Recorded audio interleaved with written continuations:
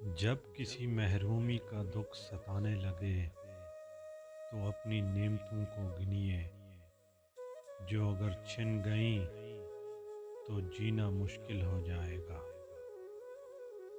اندھے پن کی ہر قسم ہی بری ہے، مگر بدترین قسم دل کا اندھا پن ہے، اور یہ اندھا پن تعصب سے پیدا ہوتا ہے۔ انسان کو دنیا میں اپنی جنت بنانے کے لیے بھیجا گیا ہے، مگر انسان دنیا ہی کو اپنی جنت بنانے میں مگن رہتا ہے۔ جو لوگ ایمان اور اخلاق کی راہ پر چلتے ہیں، جنت خود ہی ان کی منزل بن جاتی ہے، اور جو لوگ خواہش اور تعصب کی راہ پر چلتے ہیں، جہنم خود بخود ان کی منزل بن جاتی ہے۔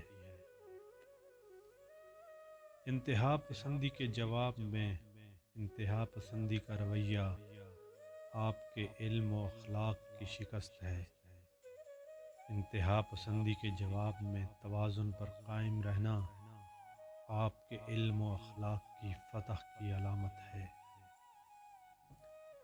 جو لوگ اپنے سینے میں تعصب کے ناگ پالتے ہیں، وہ سب سے پہلے خود ہی ان کے زہر کا نشانہ بنتے ہیں۔ صبر کی عادت کے بغیر حصول جنت کی خواہش ایک ایسا خواب ہے جس کی کوئی تعبیر نہیں ہو سکتی۔ صبر بھی رنگ لاتا ہے اور غصہ بھی، مگر صبر کے رنگوں سے زندگی حسین ہو جاتی ہے، اور غصے کا رنگ محبت کے ہر رنگ کو نگل جاتا ہے۔ ہدایت بندوق کی گولی نہیں ہوتی جس سے دوسروں کو نشانہ بنایا جائے، یہ روشنی ہوتی ہے جو دل سے پھوٹتی ہے اور سب سے پہلے ہمارے اپنے وجود کو منور کرتی ہے۔ ہمارا اصل امتحان اس وقت شروع ہوتا ہے جب بظاہر ہم امتحان سے نکل چکے ہوتے ہیں۔